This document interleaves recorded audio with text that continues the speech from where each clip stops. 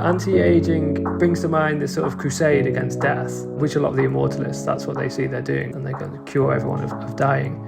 Aging healthier, aging better, that is something that we've always tried to do because that's what medicine does, essentially. Peter Ward is the author of The Price of Immortality, The Race to Live Forever. The search for eternal life is as old as humanity itself, but could Silicon Valley be onto something?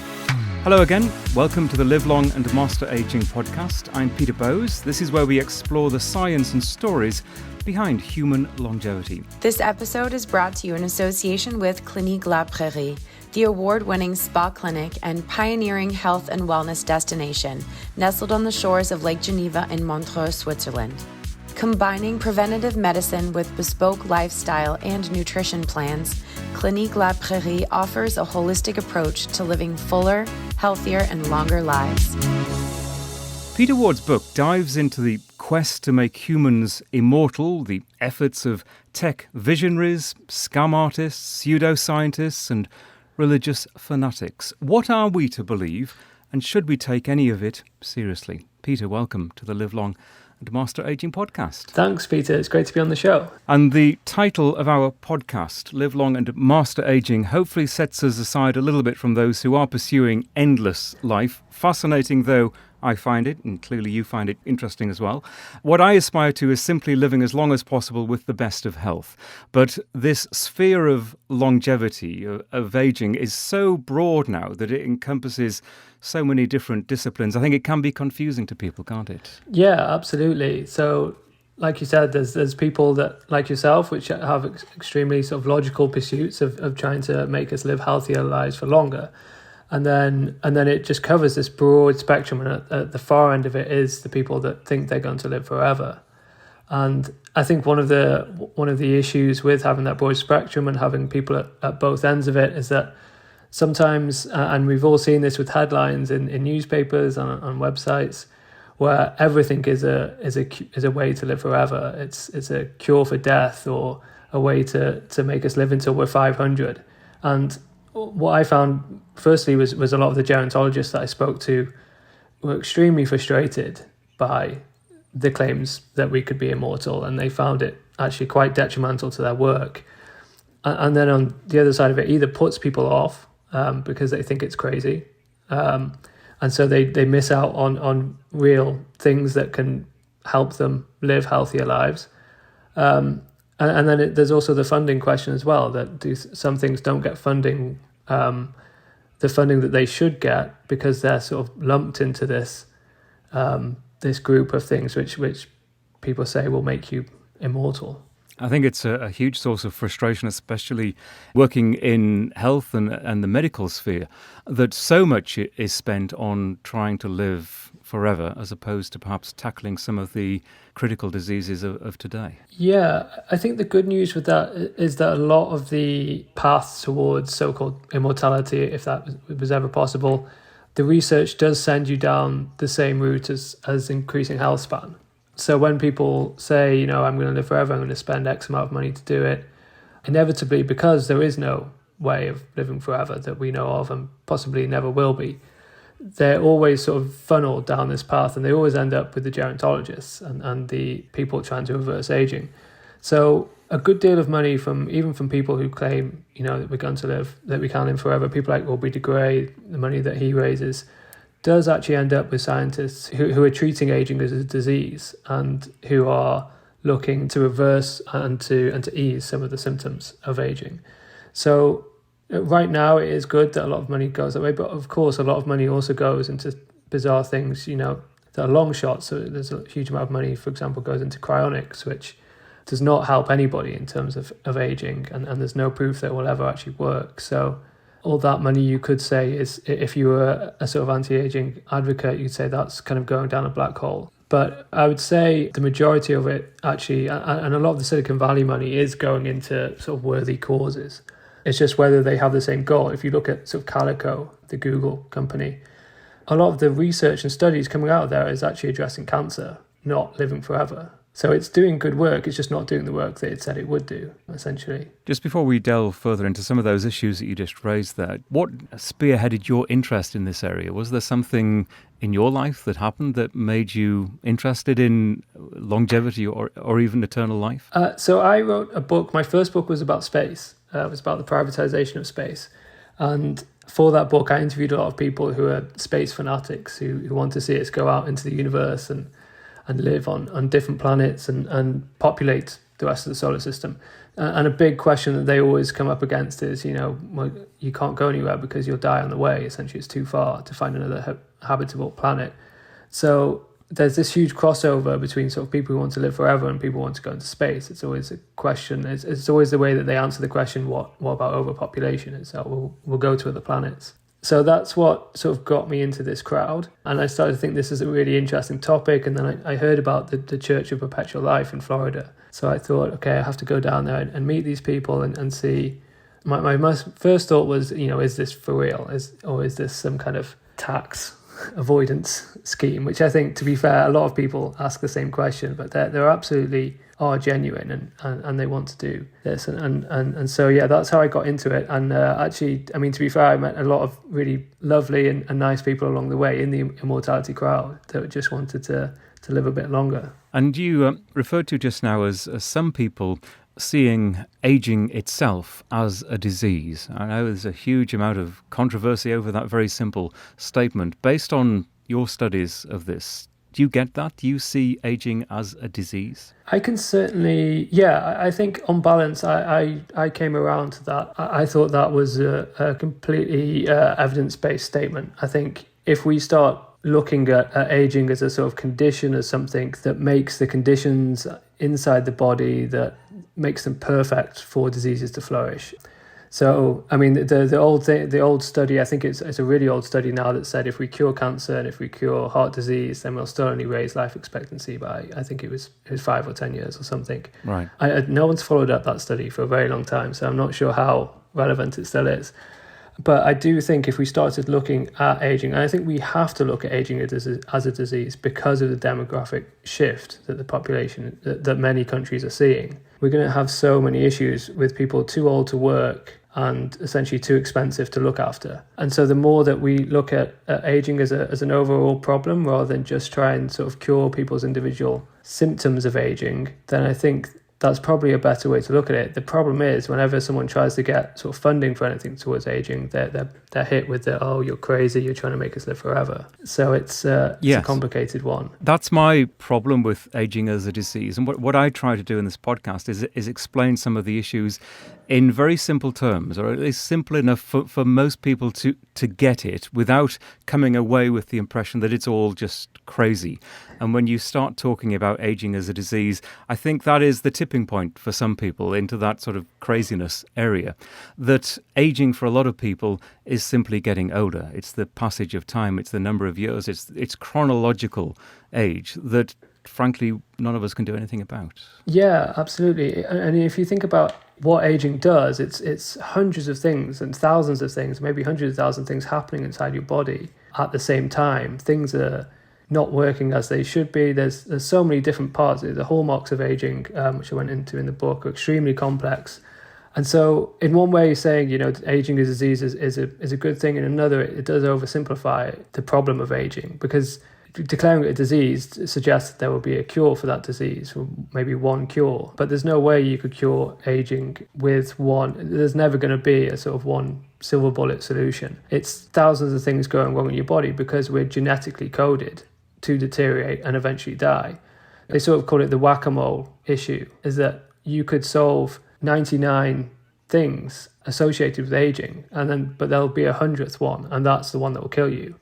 I can see why people sort of go away from that, because I think it does oversimplify it, and it also does take you into the realms of almost fantasy, I guess. And the other, I suppose, while we're on the subject, or broadly on the subject, anti-aging or anti-aging, as people here in this country say, that's another term that I think ultimately isn't very helpful. Yeah, so there's a lot of terms thrown around, and I sort of try to not use them interchangeably in my book. I'm not sure if I'm successful. I think you were successful. Yeah, okay, that's good. But yeah, anti-aging brings to mind this sort of crusade against death, which a lot of the immortalists, that's what they see they're doing. It really is. Like, this is the thing that they're doing is a battle. They're waging war against death, and they're going to cure everyone of dying. And I think anti-aging, it doesn't bring about the best of connotations. It's, we are aging, that's fine. That's the most natural thing in the world for an organism to do, is to age. And there's huge evolutionary reasons why we should age and eventually die. So to say sort of anti-aging is sort of going against nature, it's going against science. Aging healthier, aging better, that is something that we've always tried to do, because that's what medicine does, essentially. The majority of medicine has always been about helping us stay healthier for longer. You mentioned cryonics just now and dismissed it in the same breath, and that's essentially what you do in the book. Maybe we could just go back for those who aren't fully au fait with what cryonics is. What is it, or at least what does it aspire to be, and why do you dismiss it? Cryonics is basically the theory that if you freeze a body at the point of death, then and you keep it cryogenically frozen, you keep it in certain conditions, then at some point in the future, a technology will emerge where they can rejuvenate that body, they can bring it back to life, and then you'll get a sort of second life, as it were. And so I spent a lot of time with the cryonics people and spoke to a lot of them. And they will readily admit themselves there's no scientific evidence that suggests this will work. And a lot of them even says there's not a very good chance this will work. There's a 1% chance, there's a 0.1% chance this will work. And they'll admit that themselves quite freely. Their argument is, well, I'm dead anyway, so why wouldn't I take the 0.1% chance rather than the 0% chance and be cremated or buried? The reason why I dismiss it ultimately, and I could be proved wrong, obviously, that you can never say 100% that something won't work. But the reason why I dismissed it after sort of talking to them, after going into it a lot, is that I think they have reached a point where they put too much emphasis on that future technology. So they think that future scientists will figure out a way to bring us back to life, and they're putting too much faith, and it ultimately becomes a question of faith, and that's too far away from science for my liking personally, when you have to take that leap of faith to believe in it. I don't think it will work, but then it's the easiest thing in the world to say something won't work. So I still wish them luck, and I think it would be a great thing if we did find a way to at least freeze people while we can't address their disease and bring them back to life when we can. And you make the interesting point that cryogenics is unfair to the relatives of those people who want to be cryopreserved, which I hadn't thought about, but I think you're absolutely right, because it creates huge dilemmas and perhaps false hope as well. Yeah, absolutely. It can cause a lot of friction within families, because a lot of the times people take out a sort of second life insurance policy, which when they die, it pays out to the cryonics company to look after them. So if you're a sort of family member and you see this $300,000 payout, which goes to another company, and perhaps you didn't get as much as you wanted or need, or if one member of the family didn't get their inheritance, then that can cause a lot of friction. Another argument is that it takes away the sort of tools that we've grown accustomed to in dealing with death. So you can't really, I guess, accept that the relative has gone in the same way as if you buried them or cremated them. It's quite an invasive procedure that happens, and then obviously you don't have that funeral. I mean, I guess you could still have a funeral, but the person would still think that they'd be coming back to life. It definitely complicates death, and that's hard enough to deal with already, I think. So it can be tough on relatives and especially ones that just don't know why they did it, and a lot of people don't know about cryonics at all until the moment where they realise that a relative has signed up to it. This message is brought to you by donotage.org, the longevity research organisation that's on a mission to extend health span for as many people as possible via products that actually work. Start your journey today at donotage.org and use code LLAMA for a 10% discount. That's LLAMA. This is the Live Long and Master Aging podcast. My guest is Peter Ward. Peter is the author of a fascinating new book, Exploring the Race to Live Forever. Peter, you've already mentioned some of the Silicon Valley companies that are involved in this sphere with pretty high hopes and expectations as to what they could possibly discover. There haven't, to my knowledge, been any significantly huge breakthroughs yet, but First of all, why Silicon Valley? I mean, is it just that the money is there for this kind of thing? Yeah, I think that's a lot of it. But I think it's the right people with the right amount of money. It's the people that are future focused. They all grew up watching Star Trek. They're all sort of nerdy, geeky guys, which, I'm not saying is a bad thing. I class myself as a nerdy, geeky guy myself. But I think it's the kind of people that, the Silicon Valley sort of mantra is, basically nothing is impossible, and they have lots of them, and move fast and break things and things like that. So it's the perfect sort of timing for this money. And they're also rich. The technology sector is the most powerful in the world right now, I don't think you can really deny that. So it's people with a lot of money and on the whole sort of libertarian leanings, which helps. And then also just this fascination with all things sort of science fiction and wanting to change the world, and what would be the biggest way to change the world. And that, I guess, would be to stop people dying.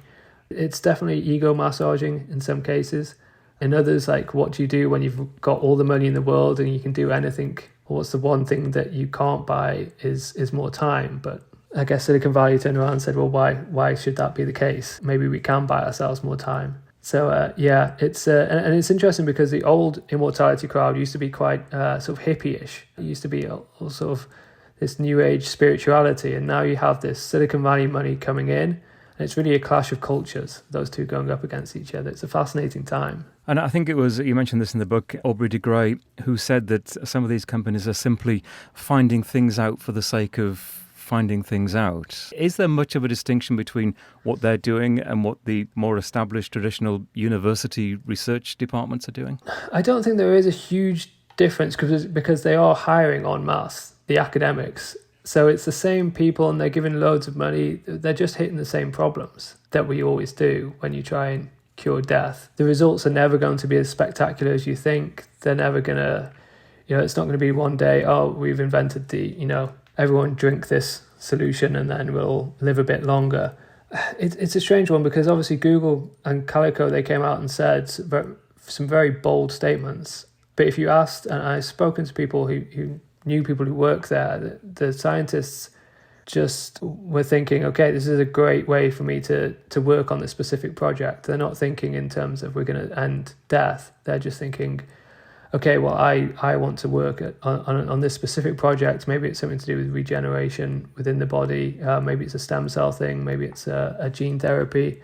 So a lot of the time when this money comes in from Silicon Valley, it's just sort of, it's allocated to age researchers who don't necessarily believe in the ultimate vision of the people putting the money in. They don't believe that they can make people live forever, but they are happy to use the money to make people age better. Which I think is the key, isn't it? At least that's how I see it. That you've referred to this already, that a lot of this research, there might be somewhere in the future, distant future, this hope of living forever. But a lot of this research is today focused. It is perhaps the next decade for people like you and I and diseases that we could potentially get.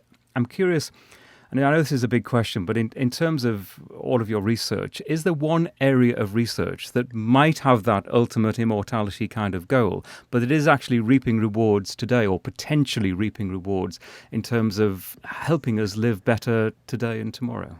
I don't think there is anything that bridges those two things. And I think that's part of the problem. I think that's part of why the scam artists and everything, they work so well, because there's great promise and then there's nothing palpable. So they can easily prey on people because they've got that promise, but they can offer something that doesn't do what they say.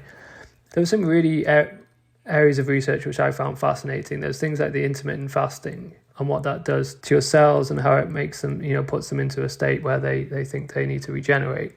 I found that sort of really interesting. I wouldn't recommend it to anyone because I wouldn't recommend anyone to fast without seriously consulting their doctor beforehand. But if there was a way to sort of mimic fasting within the body, then obviously that could do great things for our health, because it's clear that does do good things for the body. There's some amazing work being done in senolytics, either getting rid of senolytic cells, which you find might not be a great idea if you do get rid of senolytic cells, that sort of zombie-like cells that accumulate as cells die. And when they do become in that zombie state, they secrete proteins which damage pretty much everything around them. So one of the areas of research is to find a way to stop them secreting those proteins, which are damaging to the tissue, to anything inside the body. And that could actually be done without sort of big pharma, potentially. There could be ways of doing that on the sort of supplement side rather than, and even natural ways, rather than going through big pharma, which is another sort of concern of if we did find a cure for aging, then would we all be able to afford it anyway? Right. Just going back to fasting, and I'll express an interest here as someone who has been a subject in clinical trials looking at different fasting regimes and especially fasting mimicking regimes. The University of Southern California, Dr. Walter Longo, has done a lot of work on this, and we've had him as a guest and others and talked in some detail about this. One thing, and you referred to intermittent fasting, one thing that sort of niggles me often is the use of that term and how vague it is and how it can mean to different people lots of different kinds of regimes that really have very little to do with each other. It could be an intermittent 2 days a week fasting regime. It could be a 16-8, which is more like time-restricted eating. It could be a 23-1. You fast for 23 hours, you eat for 1 hour. You see that what I'm getting at, it covers a vast area of interventions, which ultimately I think is quite confusing to people. Yeah, definitely. And I think intermittent fasting has become this sort of, it's a sort of buzzy word. It's a buzzword, and a lot of people presumably think they're doing it and they're not. And I think it's because it's not. It's an intervention, but it's not a medical intervention. It's a diet. So, and diets have always been hard to sort of regulate. You can tell anyone to do anything if you say you're a dietitian, but there's just huge amounts of potential. That was one of the areas where the gerontologist said, if I'm absolutely pushed to something that's going to make you live a little bit longer, aside from eat healthily or exercise, they would say, try that, look into that. But it is difficult, like you say, because a lot of people don't know where to start, and it can be dangerous. Obviously, if you have sort of previous eating disorder, then it could be just absolute chaos. I'll just reinforce what you just said. I wouldn't recommend fasting to anyone without speaking to your doctor. It can be hugely dangerous, and it's not something you want to go into blind. You need to see if you are right for it and have your health checked out. So that just that little caveat there, don't try fasting unless you speak to your doctor. Yeah, absolutely. And but you can see here just in practice sort of, maybe anybody listening at home, they're probably hearing me saying, maybe that's the one thing that makes us live a bit longer, and something goes off in the back of your head that thinks, I'm going to try it. And that is sort of the appeal of immortality and the appeal of these things in practice. You can see how people really get roped into these things so quickly. Like when I was doing the research, I thought, okay, maybe I'll start trying intermittent fasting. But I didn't know where to start, and B, I get far too grouchy when I don't eat, so I don't think anyone could live with me. I think, yeah, it's important that with anything, and that's anything that people say is going to make you live longer, that you really do consult a doctor beforehand, ideally someone that knows about gerontology, because particularly, not so much with intermittent fasting, but with other things like other supposed longevity interventions, there's always a side effect to it. And I don't just mean you getting a headache. Like, you can do something that will trigger the cells to live a little bit longer, but that could also increase the chances of cancer at the same time. And a lot of the time you just see the headlines of this particular supplement or this particular drug is a potentially miracle drug that could make you live longer. But then, you don't know the long-term effects of that drug, and you don't know what else it could trigger within the body. There is a weird link between cancer and immortality, and getting one without the other could be quite difficult. You write in the book that most immortalists subscribe to the theory of biological immortality, and that is living as long as they choose in their current bodies. And that surprised me, that most immortalists will subscribe to that theory, because as you've just implied, there are so many things that you only have to age. All of us feel the effects of aging. There are so many things that go wrong with our bodies with time. Yeah, that is really the ultimate form of belief. So I would say it's more likely that we would have some kind of digital immortality than a biological immortality. You could see a path towards that, at least some form of digital immortality. So to say that we live forever in these current bodies is an astonishing claim, especially since we don't know how long the Earth is going to last, how long the Earth will be habitable for.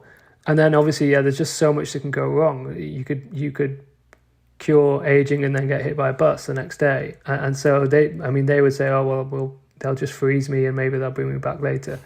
But yeah, it's that is the ultimate sort of, I think, hardcore immortalist that says biological immortality. There's sort of different variants, but those are the very hardcore people. And when you say digital immortality, is that what ABBA are doing? Yeah. So yeah, I mean, I guess around the fringes, maybe.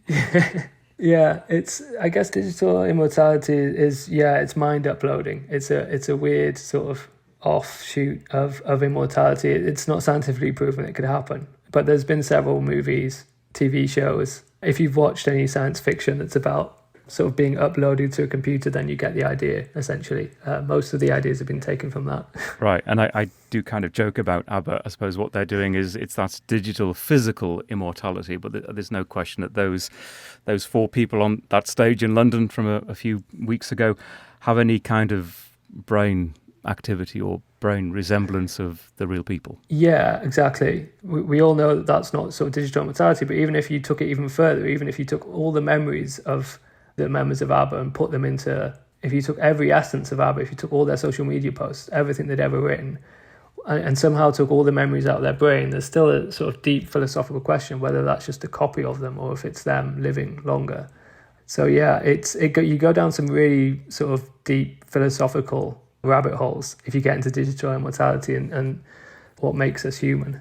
You hear a lot these days about epigenetic clocks and biological aging versus chronological aging. What do you make of this quest to essentially be biologically, to be physically younger than the calendar suggests? A lot of people are paying for these services. A lot of people are trying to figure out whether they are really 42 when they're physically 47 or whatever it is. Is there any point in that? I don't think so, personally. I think all that's going to send you down is a route to sort of obsession with those particular biomarkers, which we can't even be sure, because they take certain biomarkers and say how old you are within those parameters. We can't even be sure those are the definitive ones. Because ultimately, I think always the way what they're going to tell you is, but you're slightly older than your chronological age, so you better eat more healthy and exercise and you'll get it down. I don't think any of us need to be told that eating healthy and exercising will improve our biological age. We can all figure that out. We can all do that a little bit more. Personally, I wouldn't use them, and I have seen some people write quite damning papers on the epigenetic clocks that are out there, just saying they're absolute nonsense. Some of them use some biomarkers, some of them use others. I think if anyone's charging you a huge amount of money for that, you have to really, really look into them. First of all, are they selling other stuff? is a good question to ask. Are they then going to say, you're not aging well, so why don't you buy this and you'll age better? That's a big red flag if they're going to sell you a supposed cure for whatever problem they find. And then also, I just don't think the information you get is going to be as illuminating as you think it is. What does it even mean that we're sort of 5 years older than our chronological age? We don't know. Somewhere in us is some kind of genetic code that suggests when we're going to die. But these epigenetic clocks, I don't think, are telling us that. And they can't account for things that are completely out of our control as well. Another aspect of longevity, I talk about this a lot, and it's a source of frustration, that there is so much out there. Some you can believe, respected scientists, some you can be skeptical about, and some you can dismiss very quickly. People are very, very confused about interventions to not only live better now, but potentially extend their lifespan or indeed health span, the number of years that we enjoy the best of health. And it's the confusion, I think, that puts so many people off. They say, well, I'm just not going to bother. I'm going to live and let live. Do you sense that? And is there anyone pushing back against that in the sphere of longevity and research? Yeah, absolutely. I think that there is definitely, I got a sense of that. I think when you sort of talk about living longer or living forever in any respect, and myself included this, you kind of get attacked from all sides. You get the people that say, oh, this is nonsense, you're never going to live a bit longer, so why don't you just stop telling me what to do? And then you also get the people that think they're going to live forever saying, why are you so skeptical? Why are you saying this won't work? And so you really just, I try and put myself in the middle. I admit I am a skeptic, and maybe I'm too skeptical sometimes, but I think we have to do a better job of educating people on how to go through these things and determine what is good and what is not. it's really easy to take a look at a medical paper and think that looks amazing, it's going to make me live forever. But look at, I mean, I guess one of the golden rules is look at what it's been done. If it's been done using mice or other animals, then there's still a huge way to go for that to be translated to humans. So that's probably not going to be something you can do anytime soon. And I think gerontologists get exactly this thing as well. They get told that they're going against sort of nature by trying to make us age a little bit better, and then they also get told, oh, why aren't you already making us live forever, by the people who want to live forever. So it's a really confusing. It doesn't help that we have a sort of a media which is generally, and I hate generalizing the media because some people do this amazingly, but I think take sort of newspapers and sort of general interest websites and magazines, they're not as, I guess, scientifically literate as you'd want. They do take papers and they spin them completely out of control, which is why we get these sort of headlines saying don't eat carrots, they're going to kill you, or eat as many carrots as you can because they're your only way to live a bit longer. And then I think muddying the water even more is the lobbyists as well, and just the way that the pharmaceutical industry is set up as a for-profit industry, that also muddies the water completely. I mean, we were told that fat was really bad for us and sugar was great for us for so long. And hopefully nothing on that scale is happening now, but how would we know? Because, you have to look at who's funding the research, and so it's really hard to get into. It's really hard to get into without falling down, A, a conspiracy theory of some kind, or B, just utter despair, and I'm never going to get on top of this, and so why bother? So yeah, I definitely get that sense as well, and I feel it completely. You pick up something to eat and you think, should I eat this? Like, what was the latest paper? Well, I think through all of my looking into these different issues, I always come back to it's incredibly boring, but I come back to the headline that moderation in everything is probably best. And that's why you don't see that headline, because it isn't particularly exciting for a tabloid to say this is the next big new thing, that if you have a moderate diet and don't eat too many nuts or too many eggs or whatever the food is, or don't do exercise to an extreme, but do some exercise and get a decent night's sleep most nights of the week, you're probably going to do pretty well.